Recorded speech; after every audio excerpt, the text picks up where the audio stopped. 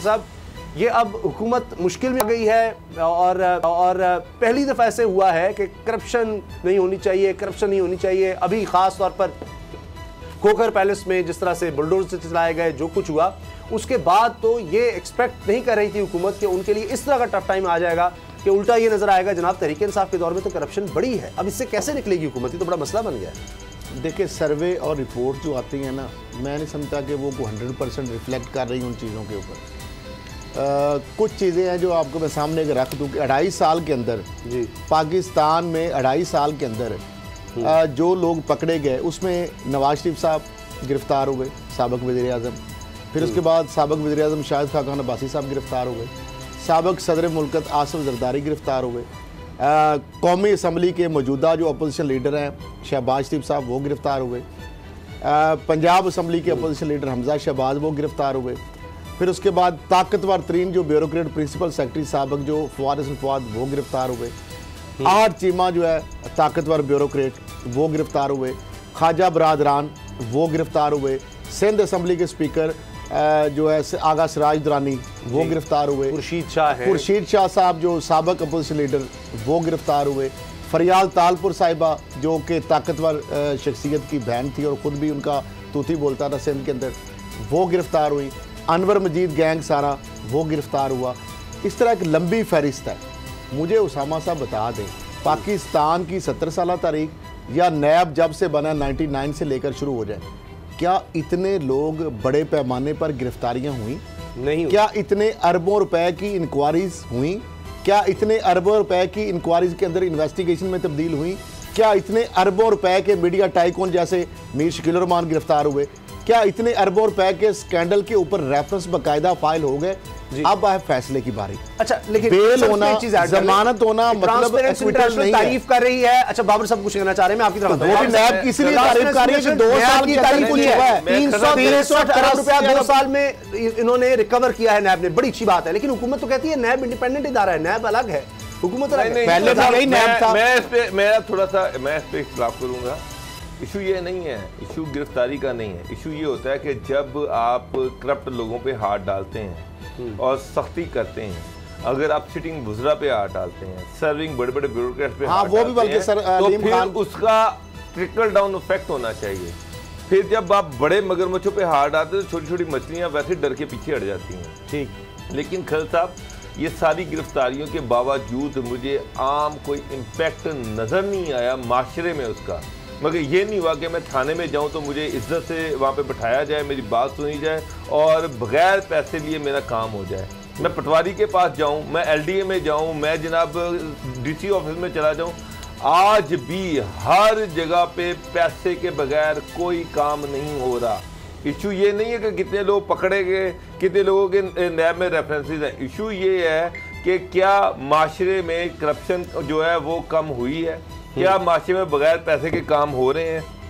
आप एक आम आदमी के पास चले जाएं, एक आम आदमी से पूछ लें कि जब वो बाहर जाता है अपने किसी काम के लिए, तो क्या बगैर पैसों के उसका काम हो जाता है? क्या बगैर पैसों के उसकी फाइल आगे मूव हो जाती है? क्या जो मिनिस्टर्स हैं क्या आज दयानतदार हैं?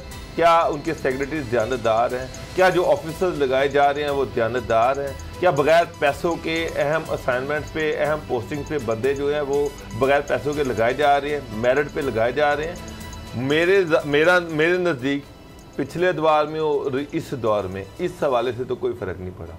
आज आप आम आदमी से पूछें, वो कहेगा जी कि अब तो रेट डबल हो गया है। नहीं, वो ये भी कहते हैं रेट इसलिए डबल हुआ है कि जी पकड़े जाने का खौफ है, इस तरह से रेट डबल हो गया। इसको लोग अपनी कारकर्दगी आप इस चीज को तो मानते हैं कि आम आदमी से आप जाके वॉक पॉप करवा ले, पूछ ले, चौक में चल जाए, वो कहेगा जी रेट डबल हो गया, पहले से ज्यादा पैसे मांगने शुरू कर दिए हैं। FBR जो है, गवर्नमेंट ने FBR की कैंपेन लॉन्च की।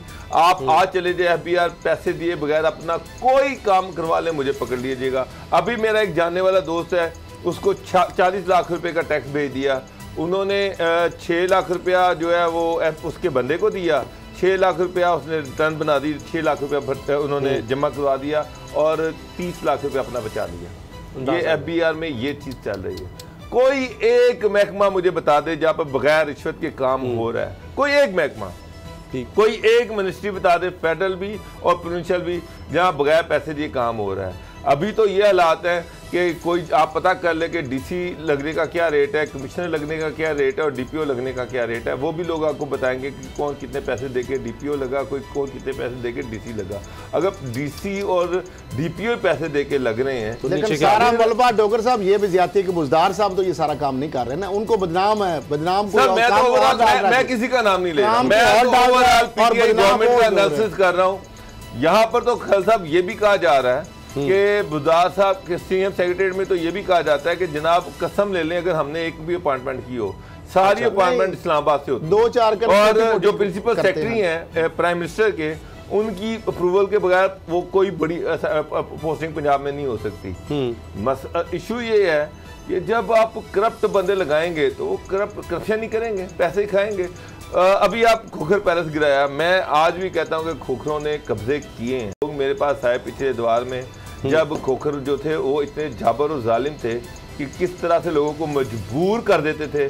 पुलिस उनके साथ मिली हुई थी, पटवारी, बल्कि ये कहा जाता है कि एक आईजी थे, जब वो आईजी बने उनके घर में एक लैंड क्रूजर आ गई। खोखर साहब ने कहा सर ये हमारी तरफ से आपको सलामी है। वो कोई 6 महीने आईजी रहे, जिस दिन वो ट्रांसफ़र हुए तो वो लैंड क्रूजर जो थी वो उनके घर से अगले आईजी के घर चली गई। लेकिन अब ये अब उनको सलामी है। मगर इस तरह से चीज़ें चलती गई हैं और इन किस तरह से ये पुलिस इनके साथ मिली होती थी, एडमिनिस्ट्रेशन इनके साथ मिली होती थी, सारी इंतज़ामिया इनके साथ होती थी, और किस तरह से एक गरीब आदमी की ज़िंदगी अजीरन कर दी जाती थी, किस तरह से गन पॉइंट पे उनसे कागजात पे साइन करवाए जाते थे। ये जो आज खोखर साहब असम्बली में कहे थे ना कि मेरी सारी ज़मीन लीगल है, खोखर साहब कुरान पे हाथ रखकर हलफ दें, अपने बच्चों के सर पे कुरान रख के हलफ दें कि ये जो लीगल ज़मीन है ये आपने किस तरह से खरीदी हुई है। क्या ये मजबूर, गरीब, बेवा, यतीम बच्चों की जिंदगी लगा के कागजों पे ये आपने जमीन 50 लाख की जमीन 10 लाख में 28 जनवरी और 2010 को डेली टाइम्स के अखबार में ये रिकॉर्ड पे खबर है जो मैंने फाइल की थी। उस वक्त के 60 कनाल के नक्शे इन्होंने इलामा इकबाल टाउन में अप्रूवल के लिए दिए थे और 7 लेकिन उसमें बेवा जो खातून है उसकी जमीन भी थी और लोगों की भी, सईद कुरैशी था, बेवा की खातून थी, वो वहां पे मलकीती इनके जो प्रूफ थे ना 60 कनाल के वो भी पूरे नहीं थे। एक फर्द की कई कापियां लगाई थी, फिर इनको इलीगल कंस्ट्रक्शन के ऊपर इलामा इकबाल टाउन ने बाकायदा, मेरे पास वो भी नोटिस मौजूद है कि हम डिमोलिश कर देंगे क्योंकि आपके पास कोई मलकीती सबूत नहीं है। 60 कनाल की मैं बात कर रहा हूं। अब मामला जब चीफ जस्टिस साकिब निसार साहब ने नोटिस लिया था, उस वक्त तक मामला ये फैल के 200 कनाल तक चला गया था। उस वक्त जब मैंने खबर फाइल की तो मैंने मलिक शफी से फोन किया जी, मैंने कहा आपने ये जो माल बनाया है, मेरे पास डॉक्यूमेंट जो मैं आपकी फाइल देखी है, एक तो आपके पास मलकीती सबूत नहीं है, आपके पास ऑनरशिप की डॉक्यूमेंट नहीं है, नंबर 1। दूसरा ये है कि जो आपने फर्दें लगाई हैं वो तो 60 कनाल बनती नहीं है। फिर आपने जो लोगों की फर्दें लगाई हैं वो तो उनसे आपने जमीन खरीदी नहीं है। तो उन्होंने कहा जी हम कोशिश कर रहे हैं लोगों से रजिस्ट्री करवाने की, ये रिकॉर्ड पे है उनका बयान। अब मामला ये है कि उसके बाद जो बोनाफाइड परचेजर की वो बात कर रहे हैं, वहां पे जो सड़कें बनी अपने घर के लिए MNA MPA के फंड से अपने लिए सड़कें बनाई गई, वो कौमी खजाने को अलहदा से पर्चा नहीं है। वहां पे जो गैस, वहां पे जो पानी, वहां पे जनाब सीवरेज का सिस्टम, अपने पैलेस के लिए सारा कुछ किया गया। फिर उसके बाद वाइल्ड लाइफ की इजाजत के बगैर वहां पे जू बनाया गया बहुत बड़ा, सरकारी जमीन जो है वो बीच में डाली गई। और जो कह रहे हैं ना बार बार 4-8 से हमने आगे की है, पटवारी बकायदा वहां पे खोखर पैलेस के अंदर बैठता था, पटवार का सारा रिकॉर्ड उधर होता था, किसी बंदे को फर्ज जारी नहीं की जा सकती थी मलक शफी, मलक सैफ या मलक अफजल खोखर की इजाजत के बगैर। हमजा शहबाज ने उधर से जाती उमरा मरियम साहिबा की इजाजत के बगैर उधर से नहीं होती थी, इधर इन्होंने सारा काबू किया हुआ था। किसी बंदे की जमीन किसी ने बेचनी होती थी या खरीदनी होती थी, अब हुआ ना ये भी तो आगे जाके मैं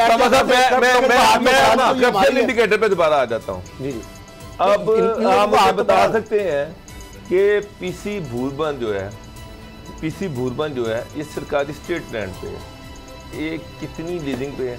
80,000 रुपया महाना लीजिंग पे है। 80,000 रुपया महाना की लीजिंग पे पीसी भूरबन दिया गया। ये सरकारी रिकॉर्ड मैं आपको बता रहा हूँ, मैं आपको कल कागज भी लाके दे दूंगा। इस्लामाबाद मुझे बताएं कि भूरबन की कीमत महीने का किराया 80,000 रुपये। रॉयल पाम क्लब देख ले, रॉयल पाम क्लब 80,000 रुपये है। मैंने कल आपको बताया था कि 1150 केनाल ज़मीन रावलपिंडी में एक बंदे ने कब्जा में की हुई है, लाहौर में ज़मीन कब्जे में की हुई है।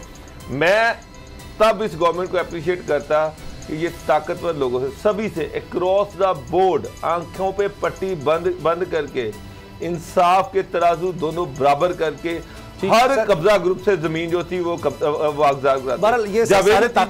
बहुत अच्छा किया, बहुत बड़ा कब्जा ग्रुप है वो। तो लोगों के घरों में गनमैन असले वाले बंदे ले जाता है और वहां जाकर जबरदस्ती साइन करवाता है। अगर कोई जर्नलिस्ट उसके खिलाफ लिखे तो उसके घर में ये गनमैन लेके चला जाता है।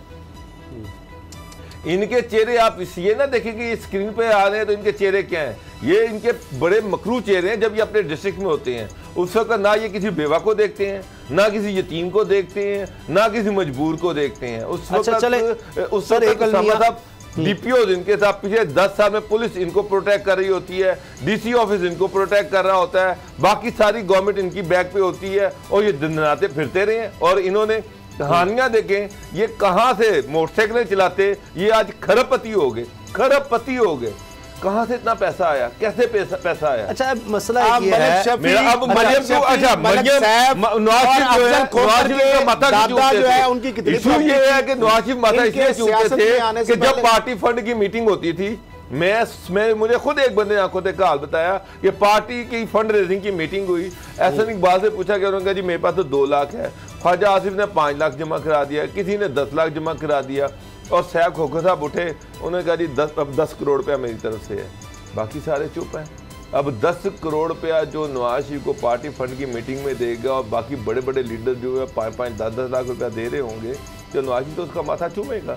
अब मसला ये कि नवाज शरीफ को ये भी तो पूछना चाहिए कि तेरे पास 10 करोड़ कहाँ से आया?